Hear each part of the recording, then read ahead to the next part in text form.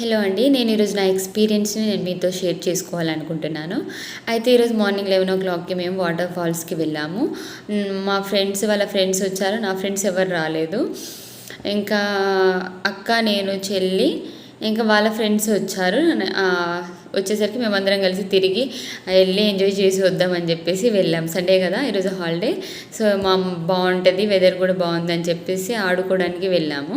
దగ్గరలో ఉంది కదా అని చెప్పేసి వెళ్తే ఏమైంది అంటే అంతా బాగుంది, కోతులు కూడా వచ్చాయి. చాలా భయం వేసింది. నేను ప్రతిదానికి భయపడతా, మా అక్క వాళ్ళేమో నువ్వు చిన్నదానికి భయపడతావు అని అన్నారు.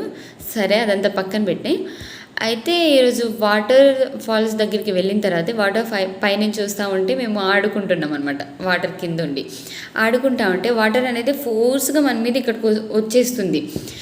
వస్తే ఏమవుతుందంటే అది గట్టిగా తగులుతుంది. ఇక్కడ కూడా తగిలింది నాకు. అంటే గట్టిగా ఫోర్స్గా వస్తాయి కదా, మనకు తగిలింది.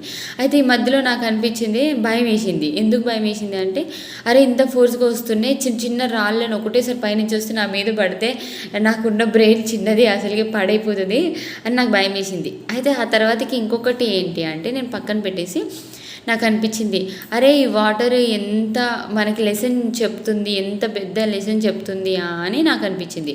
అది ఏంటి అంటే వాటర్ అనేది ఎప్పుడు ఎవరి పర్మిషన్ తీసుకోదు, అలాగే ఎప్పుడు వస్తా అని మనకి టైం అనేది చెప్పదు. దాని టైం అనేది అది పాటిస్తూ ఉంటుంది అనమాట. లైక్ ఇప్పుడు ఫ్లో అవ్వాలనుకుంటే అయిపోతుంది, ఎవరు ఆగు అన్నా అది ఆగదు. ఎన్ని ఆనకట్టలైనా మనం వెయ్యని, లేకపోతే రాళ్ళు అడ్డంగా ఉన్నా కానీ, గడ్డి చెట్లు ఏమున్నా కానీ వాటిని అన్నిటిని తోసుకుంటూ అయినా వెళ్తుంది, లేకపోతే వాటి మీద గుండా అయినా వెళ్తుంది. కానీ అది ఎప్పుడు స్టాప్ అవ్వదు అని నాకు ఒకటి అనిపించింది మీకు చెప్పాలి అని, నా ఎక్స్పీరియన్స్ బట్టి.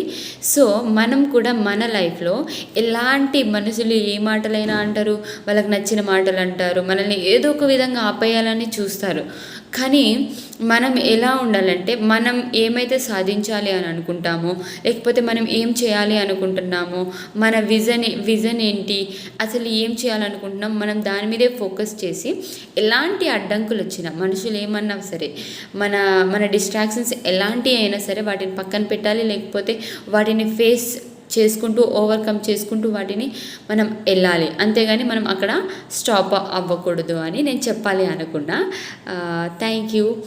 నా ఛానల్ని సబ్స్క్రైబ్ చేయండి, లైక్ చేయండి, కామెంట్ చేయండి, షేర్ చేయండి. మర్చిపోకుండా ఎలా ఉందో కామెంట్ చేయండి. నా వీడియోస్ ఎలా ఉన్నాయో మీరు ఎవరు నాకు చెప్పట్లేదు, చెప్పండి. ఎందుకంటే నేను ఇంకా ఇన్స్పైర్ అయ్యి ఇంకా చెప్పాలి అని నాకు అనిపిస్తుంది కాబట్టి. ఓకేనా?